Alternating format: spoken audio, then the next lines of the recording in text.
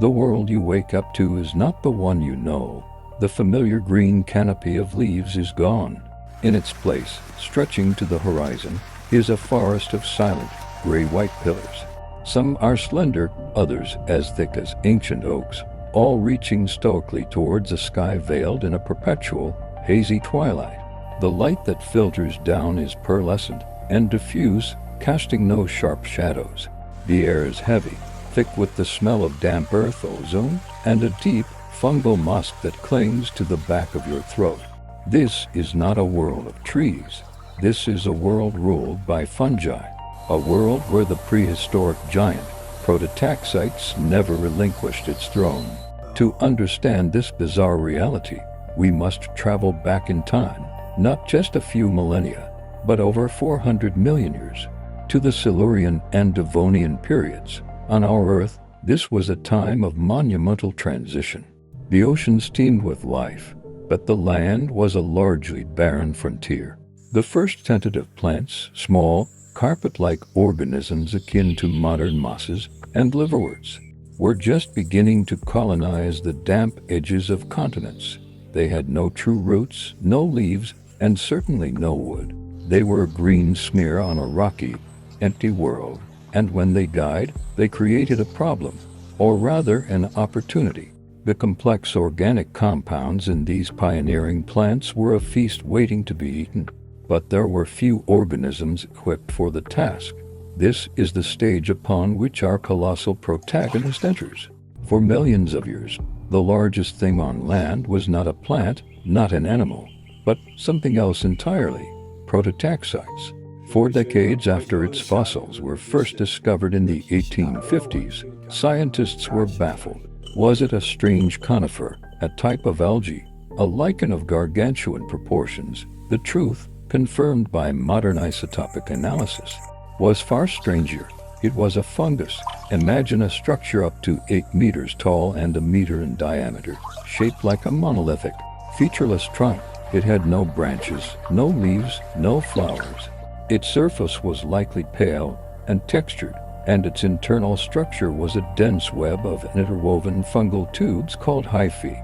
For nearly 70 million years, these behemoths were the skyscrapers of the terrestrial world. They towered over the primitive, ankle-high flora, dominating the landscape in a way no organism has since. They were the planet's ultimate decomposers, feasting on the accumulating mat of dead plant matter, recycling nutrients, and shaping the very soil. In our timeline, their reign came to an end. The evolutionary arms race of plants led to a critical innovation: lignin. This complex polymer allowed plants to grow tall and rigid, to develop wood and bark, and to create deep, anchoring root systems. Trees were born. They could reach higher for sunlight. Their roots could break up rock and draw water from deep within the earth, and their tough, lignin-rich bodies were much harder for fungi to decompose. Prototaxites was outcompeted, overshadowed, and ultimately driven to extinction. The world turned from gray to green. But what if that never happened? What if, in a slight tweaking of evolutionary fate, plants never developed efficient lignin production, or the fungi adapted to decompose it as fast as it evolved? In this alternate reality, the fungal kingdom never ceded the land. The world of the Devonian, a world of giant mushrooms, simply continued. The landscape of this fungal earth would be profoundly alien. The forests would consist of vast, dense stands of Prototaxites pillars. Their growth would be slow, perhaps only a few centimeters a year, but over centuries, they would form colossal structures. Beneath them, the ground would not be soil as we know it, but a thick, springy mat of mycelium, the intricate root-like network of the fungus. This mycelial mat would be the true body of the organism, a sprawling subterranean web connecting thousands of the visible pillars, potentially covering entire continents as a single superorganism. Walking here would feel like treading on a firm, damp sponge. The color palette of this world would be muted: grays, whites, browns, and perhaps the occasional splash of color from mineral-absorbing fungi or parasitic growths. The vibrant green of chlorophyll would be a rarity, confined to the low-lying, swampy carpets of primitive plants that huddle in the shadows of their fungal overlords. The atmosphere itself would be different. Fungi, like animals, respire. They take in oxygen and release carbon dioxide. With a planetary biomass dominated by giant fungi, the CO2 levels in the atmosphere would likely be significantly higher than in our own world.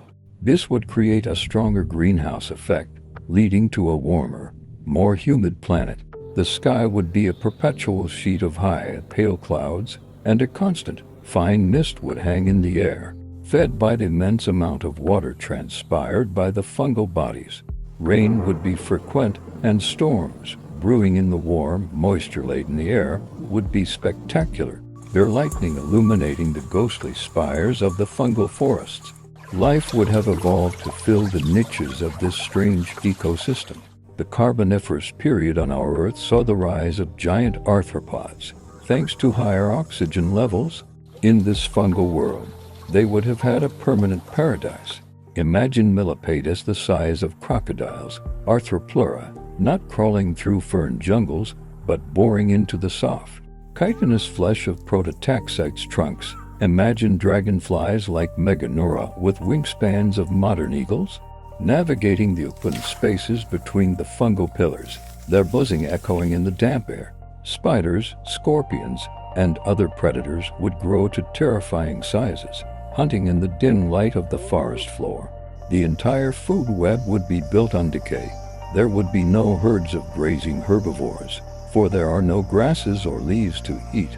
The primary consumers would be fungivorous creatures adapted to feed on the prototaxites themselves, on the mycelium mat, or on the smaller fungi that would inevitably grow in its shadow.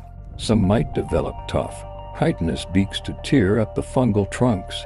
Others might be filter feeders, consuming the countless spores constantly released into the air and watered. The spore fall would be an ecological force in itself, a constant invisible rain of microscopic reproductive cells dusting every surface, choking waterways, and providing a rich, protein-filled meal for any creature that could harvest it.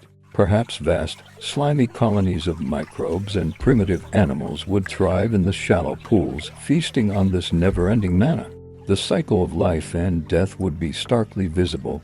A mature prototaxite's pillar, after centuries of life, would begin to decay.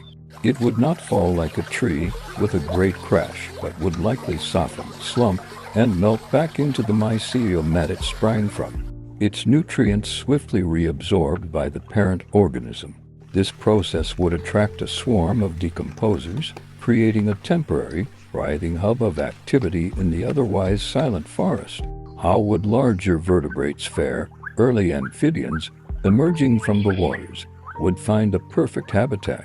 The world would be uniformly damp, eliminating their reliance on staying close to ponds.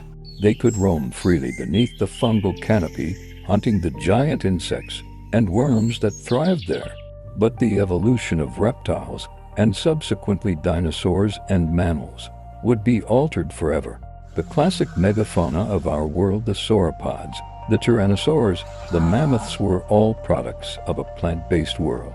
Their existence was predicated on consuming vast quantities of vegetation. In the fungal world, a different kind of giant might evolve.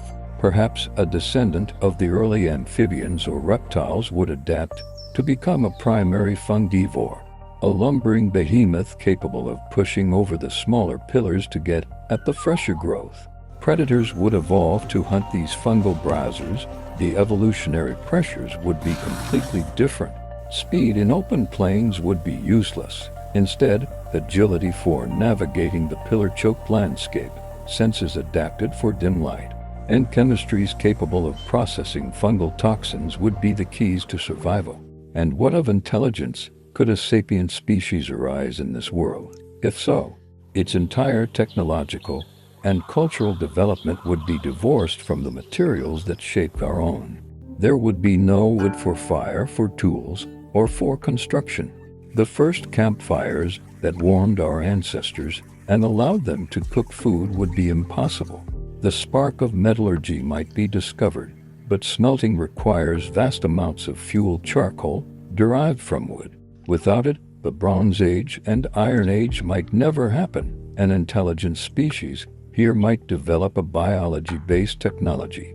They wouldn't build with wood, but perhaps they could learn to cultivate and shape fungi, growing their own shelters, tools, and even living bridges from the mycelial network.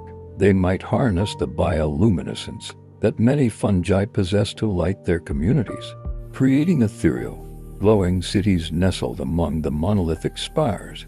Their philosophy and religion would be shaped by the silent, eternal, and interconnected nature of the fungal world organism.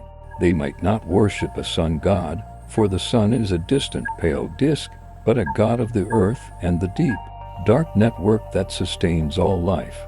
This world of giant mushrooms would be incredibly stable, but also vulnerable in unique ways. A planetary blight, a virus that attacked prototaxites, could cause a mass extinction on a scale unimaginable to us, wiping out not just the trees, but the very ground beneath them. But fungi are also survivors. On our world, after major extinction events like the one that killed the dinosaurs, fossil records show a fungal spike, a brief period where fungi dominated the globe, feasting on the rot and ruin. In a world where they were already dominant, they might recover from catastrophes with terrifying speed, re-establishing their silent kingdom while other life forms struggle. Looking out at this phantasmal landscape of towering gray spires, one feels a profound sense of contingency. Our own vibrant, green world with its blue skies, its birdsong, its sun-drenched forests, and the very course of our evolution exists because of a biochemical trick. It exists because a group of plants evolved a rigid polymer that allowed them to win a silent, slow-motion war for the sky that raged nearly 500 million years ago. We live in the world that plants built. But in the deep quiet of this alternate Earth, under the pearlescent glow of a mushroom-filtered sun, we are reminded of the planet that almost was a silent, enduring, and utterly alien world of the great fungal titans.